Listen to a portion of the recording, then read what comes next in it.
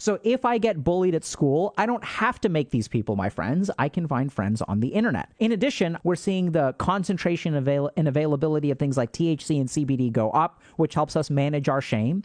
So now we run into a real serious problem. Now the problem is that since we can avoid contact, this emotion doesn't work the way that it's supposed to anymore. So, something pretty simple, not too important, just something that we're going to kind of teach y'all real quick is, how to stop making the same mistakes over and over again and keep progressing in life, the way that you should. So here's the problem, is that we make mistakes. And when we make mistakes, the basic problem is not that we make the mistake, but that we make it again. And then we make it again. And then we make it again. And we keep making it. And if you're like me, you kind of look at yourself and you're like, man, I just wish I would stop doing this thing. And for me, it's like, it's playing video games. Like even last night. So 10 o'clock rolled around, my kids went to bed and I was like, man, I could turn in early. But did I turn in early? Of course not. Instead, what I did is play 2 games of Dota 2. Thankfully, I won them, so it wasn't very rage-inducing. But this is what happens. 20 years ago, when I was in college, 22 years ago, when I was in college and failing out, I would tell myself, hey, I need to go to bed. And instead, I would stay up so late. And we tend to make these same mistakes over and over and over again. Oh, I sabotaged this relationship because I let my anxiety get the better of me. I started going to therapy, but then I stopped. Whatever it is, for some reason, when we make a mistake in life, it seems to be very hard to correct it. Now, if we want to understand why this happens, we have to understand the apparatus that helps us learn from our mistakes. And it turns out that the human brain and the way that it corrects mistakes is actually being sabotaged or hampered by certain aspects of our society.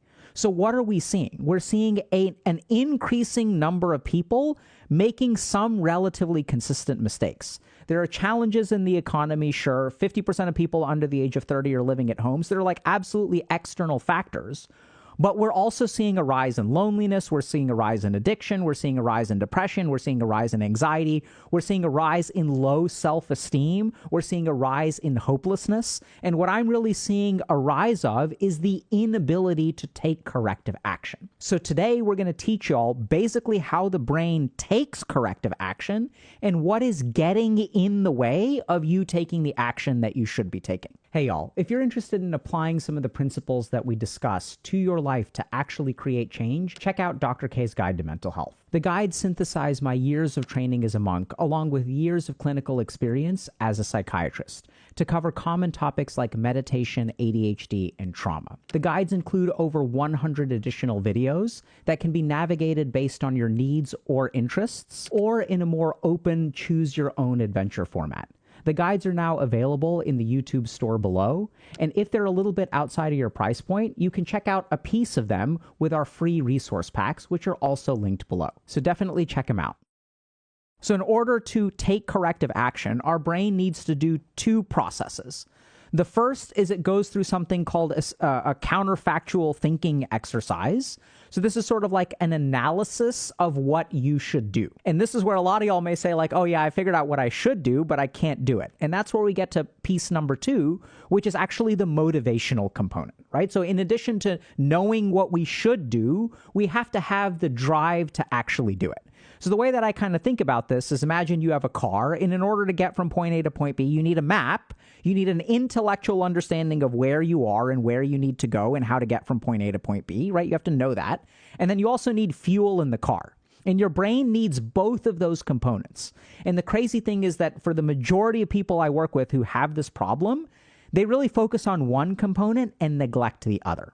So we're going to start actually with the motivation, not the roadmap. So we're going to start with the fuel, okay? So this is what's important to understand. Our brain has a couple of different areas of emotional circuitry. So we have this primitive part of our brain that includes the amygdala.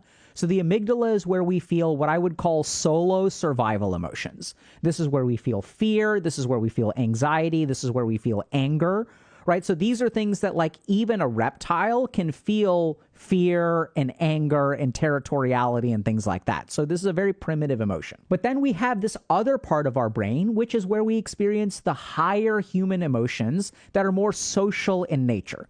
So these are emotions like guilt and shame. And if we kind of think about it, why does the human brain experience guilt and shame? Why do guilt and shame feel so painful? This is very important to understand. So in the situation that our brains evolved, which is very similar to like chimpanzee brains and like monkey brains and things like that. These are social creatures, so we have social emotions. And in order for a social emotion to function properly, it requires social circumstances. Okay, I'll give you all a simple example. So when I was growing up, I used to get bullied a lot, and I'm sure that many of y'all do too. It absolutely sucks. But when I was growing up, I sort of didn't have a choice except to socialize with my bullies. So I had to go to school every day, as I'm sure many of y'all do, and I would get bullied every day, and then I would feel ashamed of myself. And then this negative emotion would induce some kind of behavioral change. And this is important to understand. Anytime our body or our brain makes us feel bad, these are very, very important drivers for corrective behavior. So if we think about some of the most painful experiences in the world, these are things like hunger, thirst, right? Even something like asphyxiation, the inability to breathe. I one time had a patient that was having an allergic reaction and they could not breathe. And the amount of panic and suffering that a human body and brain will experience when they are unable to breathe is astronomical.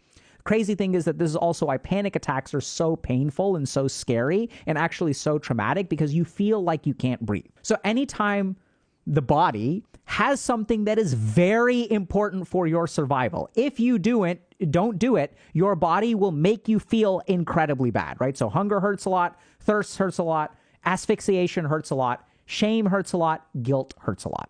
So with these signals like hunger and thirst, it's really simple, right? So when I feel hungry, this is my body's way of telling me, hey, I should take corrective action. I should eat, and then I will feel better. With thirst, I should drink something, then I will feel better. With asphyxiation, I should take a deep breath, then I will feel better, if only it were that simple. What about things like shame and guilt? What is the corrective action? So this is where, if I feel ashamed of myself, oftentimes this is inspiration. So if I got made fun of because of the way that I look or my weight, either I'm too skinny or I'm too fat, then this shame, since I'm going to see these people again, can be motivational fuel for me to take corrective action. I'm going to start going to the gym, right? And this is what we know. We know that sometimes when people are ashamed of themselves, they will do something to no longer be ashamed of themselves. I'm going to get my hair done. I'm going to start going to the gym. I'm going to start feeling better about myself. I'm so embarrassed to be unemployed. I feel so ashamed of myself. I'm going to work really hard to get a job because I never want to feel that shame again. That's the purpose of shame. Now, here's the problem. In today's society, we have one alternate solution to shame, which did not exist a couple of 100 years ago, which is escape. So now our society has become so escape and avoidant heavy that I no longer need to face my shame. So if I get bullied at school, I don't have to make these people my friends. I can find friends on the internet. If I feel ashamed of myself, I have an electronic device that can make me take all of that malice and take all that shame and turn it into malice and resentment and turn it into toxicity on the internet by crapping on the people that make me feel bad, right? I can do all of these things to avoid my shame. In addition, I can also, this literally suppresses those circuits of the brain, but there's also things like substances. We're seeing the concentration and availability of things like THC and CBD go up, which helps us manage our shame. So now we run into a real serious problem. See, the only reason that shame worked is because I had to go to school every day, right? There was no way to avoid the consequences. And this is the way that shame evolved. Because when we think about a tribal situation, we think about chimpanzees, like if a chimpanzee is ashamed of itself, it has no choice but to interact with these same people. So these emotions evolved under the circumstance of permanent contact that was unavoidable. Now the problem is that since we can avoid contact, this emotion doesn't work the way that it's supposed to anymore.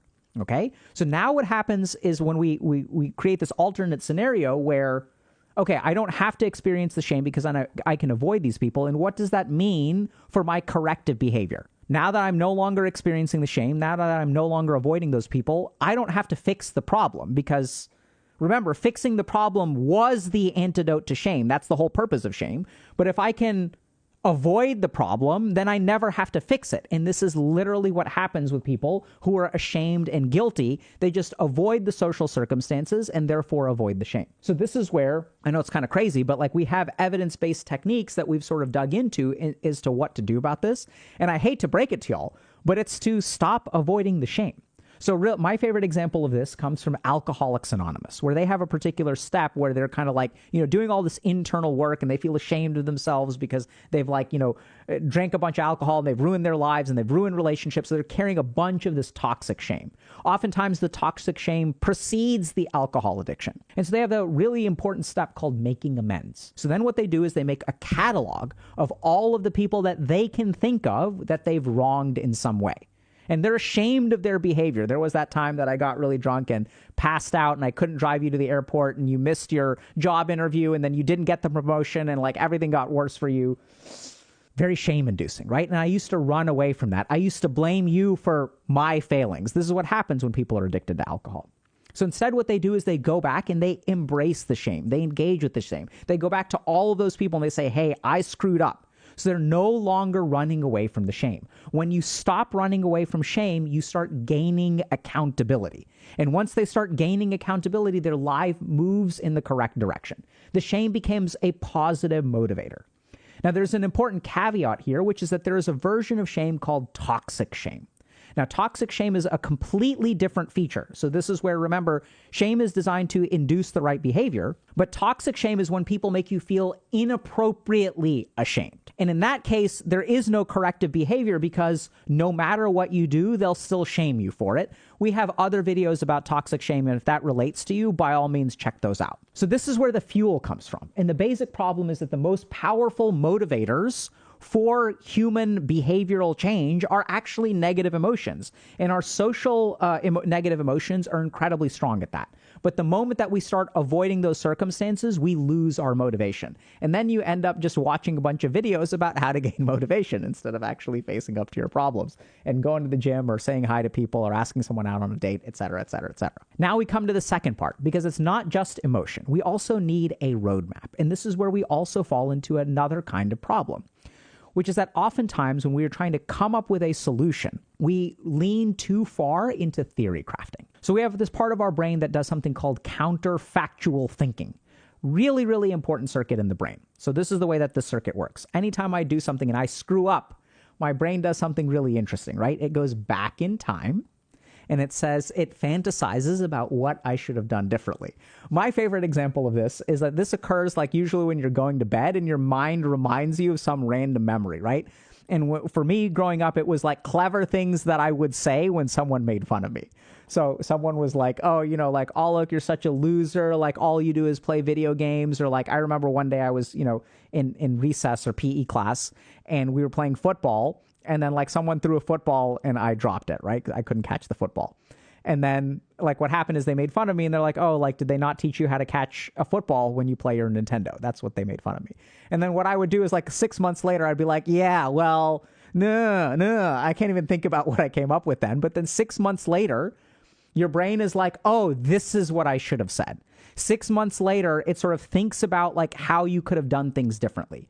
We experience a lot of counterfactual thinking when we go through something like a breakup, right? So your mind is thinking, okay, this is what I should have done. This is what I should have done. I would have shown him if I did this. So our brain kind of gets lost in this hypothetical world that doesn't exist.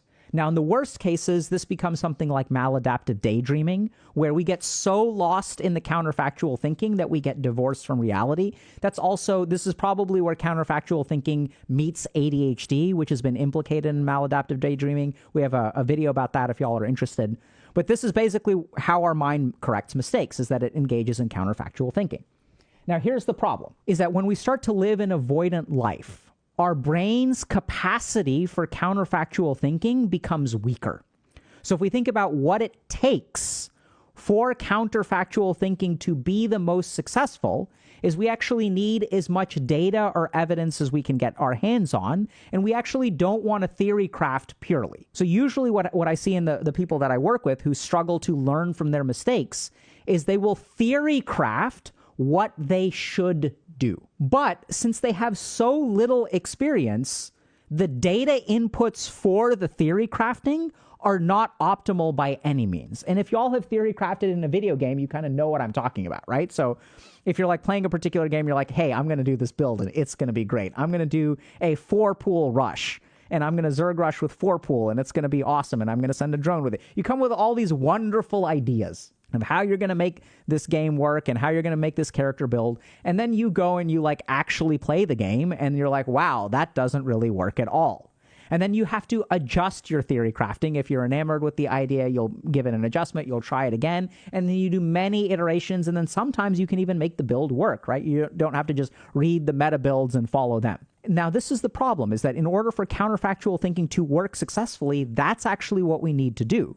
The first iteration of the solution that your mind comes up with is not going to be very accurate because you have a minimum of data and evidence. Now, here's where we fall into another pitfall, which is that oftentimes when we're theory crafting, the way that we actually address this problem is with more theory crafting. We never actually queue up for a game. So if I'm struggling with my motivation, what I'm going to do is watch a bunch of videos on YouTube about motivation. I'm going to read books and browse discussion forums and do all of this stuff instead of gain experience and data and evidence, right? If I'm struggling to date, I'm going to read a lot of like, am I the asshole posts on Reddit to try to figure out something about relationships. I don't even know what you're planning on learning over there, right? Or I'll watch videos on YouTube, and all this stuff can be useful, don't get me wrong, but that's all in the category of theory crafting. And if we look at our brain doesn't respond very well to theory crafting. Our brain does theory crafting with evidence. So we can't like theory craft our way from 0 to 100. And this is the critical mistake that a lot of people make, is that they never give themselves the opportunity to get data and get evidence. And when I talk to people and I work with people who have done something successful in terms of like making progress in their life or correcting their mistakes, there is always a data gathering or evidence gathering process. Now, a lot of people who are listening to this will be, but I do have evidence.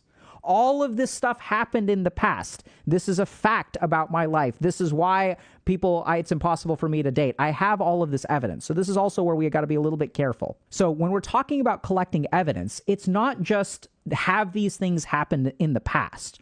What we want to do is something that's like a prospective trial. So anytime we're doing science, there's retrospective data and there's prospective data. And retrospective data is way lower quality than prospective data. So when we're thinking about really feeding our brain the right kind of data to correctly develop a counterfactual, I know that's a mouthful, so I'll say it again. See, if we want to hypothesize, if we want to build this roadmap, we actually need to give it as much data as possible. And generally speaking, people who correct their mistakes, it's not like they correct their mistake once. It's like, okay, I struggle in relationships. Let me date again. Let me date again. Let me date again.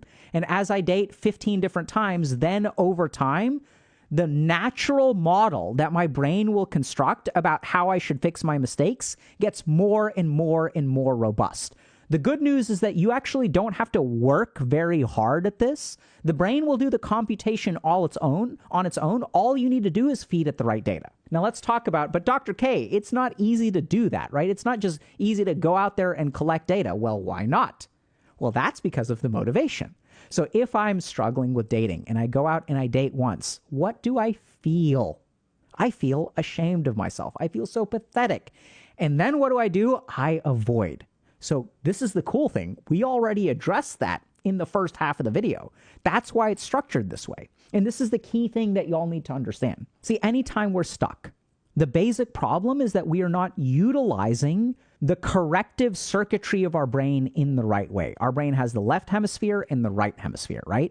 And I know that like some of that stuff has been debunked, but a lot of it is true. So we know that the left hemisphere focuses on analysis and the right hemisphere focuses on emotion. And we also know that the most productive and successful state of human consciousness is something called the flow state. And what do we see in the brain of the flow state? We see harmony between the left brain and the right brain. We see an activity of emotion along with an appropriate level of analysis. And if you're struggling to fix your mistakes, chances are that these two circuits are not working together. It is insufficient, and this is the biggest mistake that I see a lot of people make, is they think that it is one or the other, right? They think like, oh, I feel so ashamed of myself, I should just focus on the shame.